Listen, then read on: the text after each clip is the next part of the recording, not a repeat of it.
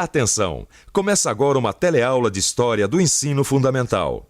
Você vai assistir a teleaula de número 10. Bons estudos!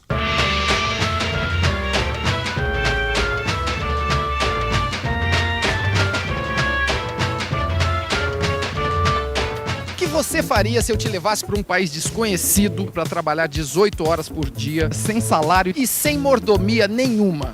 Nos nossos dias, essa situação parece até uma brincadeira, mas foi exatamente isso que aconteceu com os africanos durante muito tempo. A longa luta contra essa opressão, chamada escravidão, é o assunto da nossa aula de hoje. Boa tarde, amigo. Tarde. Pra onde nós vamos? Hotel Colonial na Rua Pau Brasil. Sabe onde é? Deixa eu ver. Puxa, mas tá movimentado aí. O que é isso? É uma feira? Não, é o encontro dos movimentos afro-brasileiros. Qual é o tema do encontro? Você me desculpe a curiosidade, eu gosto de saber de tudo. Não, tudo bem. Eu gosto de um bom papo. Estamos discutindo a participação do negro na formação do país. Ixi, Maria, mas assunto é o que não vai faltar, hein? Tem toda a razão você. Mas tem muita gente que não pensa nisso, não. Até hoje tem gente que não entende a importância dos negros africanos na história do nosso país.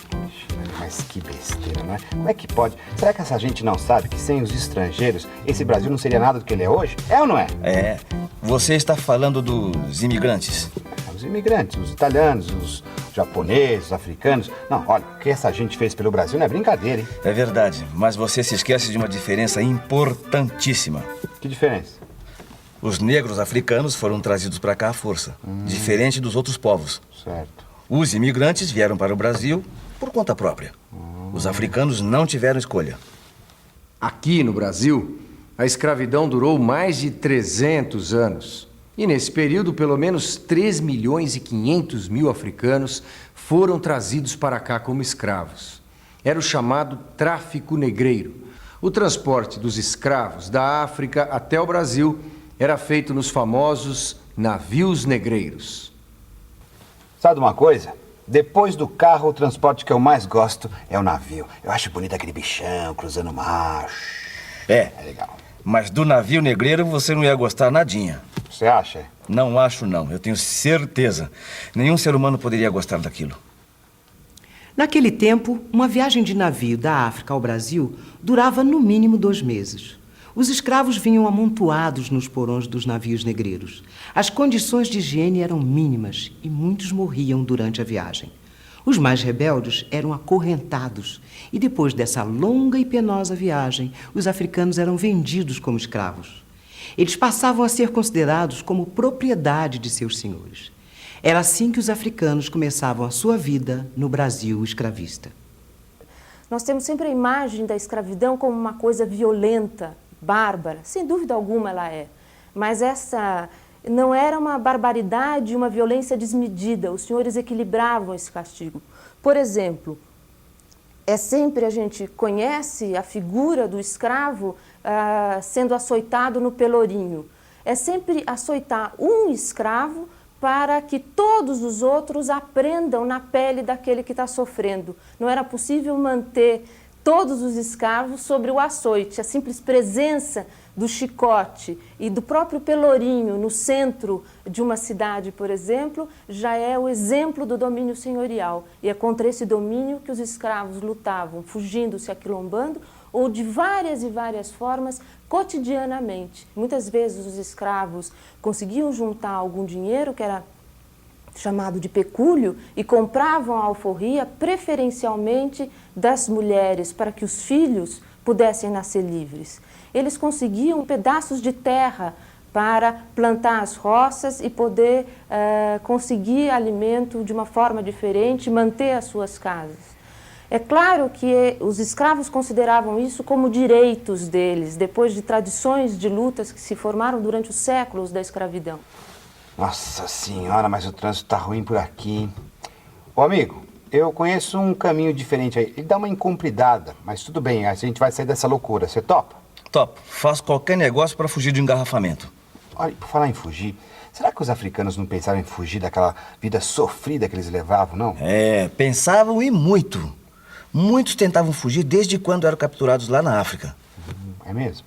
Só que fugir não era nada fácil não, hein? A maioria dos escravos trabalhava em fazendas E a primeira dificuldade para a fuga era despistar o feitor, que era o encarregado de vigiar o trabalho.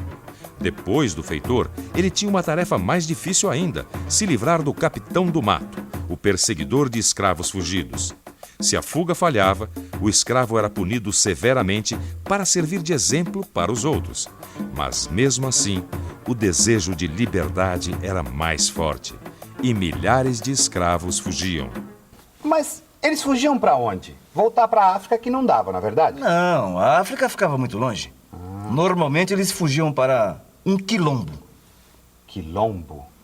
Olha, esse nome não me é estranho, mas agora minha memória está falhando, viu?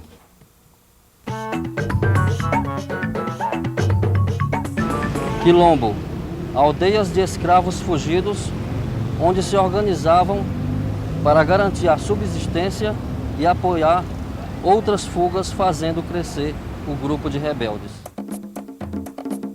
O Quilombo de Palmares, na Serra da Barriga, em Alagoas, foi o maior de todos os quilombos. Ele chegou a ter cerca de 20 mil habitantes e durou quase 100 anos, vivendo da agricultura de subsistência e do artesanato. O último líder de Palmares foi Zumbi, que é hoje herói do povo negro.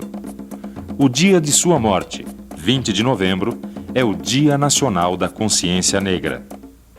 Se a fuga de um escravo era planejada, ele recebia indicações precisas de como chegar aos quilombos. Se ele fugia de supetão, se escondia no mato, às vezes até nos arredores da fazenda. E nas cidades, como é que os escravos faziam para se esconder?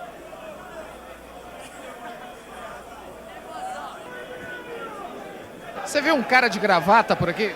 Eu vi agora há pouquinho, ele saiu pra lá. Um cara de jaleco azul. Era esta a tática utilizada pelos escravos que fugiam para as cidades. Eles se misturavam com pessoas parecidas com eles. Assim ficava muito difícil de encontrar. No caso, os escravos se misturavam com negros e mulatos libertos que circulavam pelas ruas. Isso passou a acontecer no século XIX, quando as cidades ficaram grandinhas. Mas me conta uma coisa, nessas cidades já grandinhas, eles não se organizavam para lutar pela liberdade? É claro. Já no século XIX, muita coisa estava mudando. Sei. Imagina só, Rio de Janeiro, Salvador, Recife, eram cidades onde viviam muitos negros africanos. Sei. A todo momento estourava uma rebelião. Ah, é? Em Salvador, por exemplo, aconteceu a famosa Revolta dos Malês, quando os escravos tomaram a cidade por vários dias. Interessante. Aliás, por falar em Salvador, eu estava me lembrando. Lá na Bahia, o pessoal até hoje usa palavras africanas no dia a dia, não é isso? Não é só na Bahia, não. É no Brasil inteiro. Você mesmo. Você, com certeza, está acostumado a usar palavras de origem africana e nem sabe. É? O brasileiro está acostumado a falar palavras de várias línguas. Inglês, hot dog. Francês, sutiã. Italiano, espaguete. Mas será que o brasileiro conhece alguma palavra africana? Vamos ver. Ô, brasileiro, por favor, pera aí.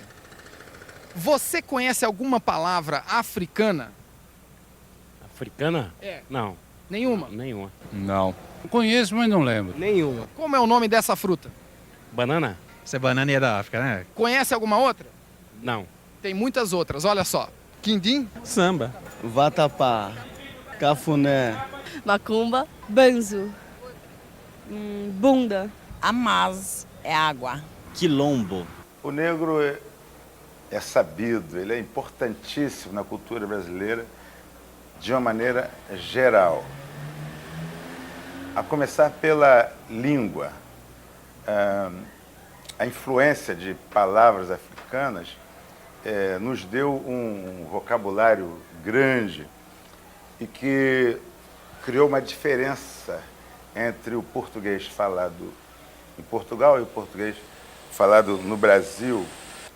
A religião, os africanos conseguiram fazer no Brasil um outro tipo de religião, que o brasileiro, de maneira geral, o católico, ele é um pouco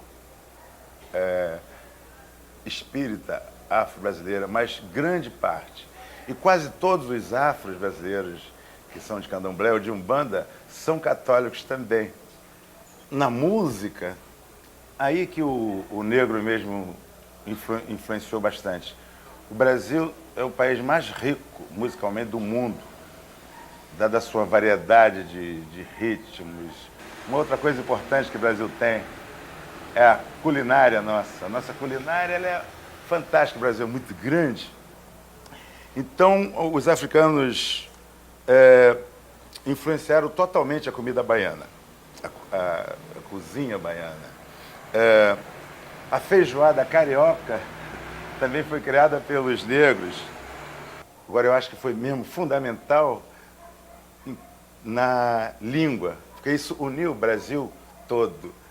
O Brasil tem um swing na língua, tem um balanço no falar, com algumas diferenciações regionais, mas todas baseadas muito na língua africana, que enriqueceu bastante o nosso vocabulário. Puxa vida, mas o Brasil tem muito tempero africano, não é mesmo? Pois é. Mas como eu estava dizendo antes, o século XIX foi o tempo em que a liberdade passou a ser finalmente considerada um direito de todos. A escravidão passou a ser combatida no Brasil e em todos os outros países da América. Mas já estava mais do que na hora dessa história acabar, não é isso? Liberdade! Liberdade!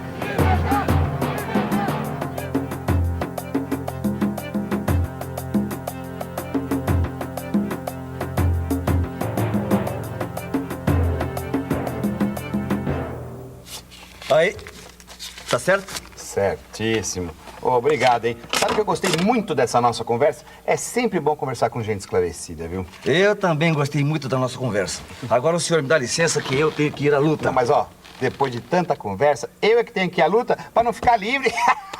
Mas como assim? É porque se esse taxímetro fica muito tempo livre, cara, eu tô perdido. Mas tudo de bom pra você, viu? Continua na luta aí. E atenção, se liga aí que é hora da revisão. Na aula de hoje, nós vimos que os africanos contribuíram e muito para a formação do Brasil. Lembramos que eles foram trazidos para cá à força como escravos nos navios negreiros. Vimos também como eles se adaptaram criativamente à sua nova vida no Brasil e como muitos deles lutaram contra a violência da escravidão. Trocando em miúdos, é o seguinte: durante os 3 séculos de escravidão, os escravos sempre lutaram para conquistar a sua liberdade. Para saber mesmo o que foi a luta dos escravos, o melhor é estudar. Só assim você vai ter uma noção verdadeira da importância dos negros na história do nosso país.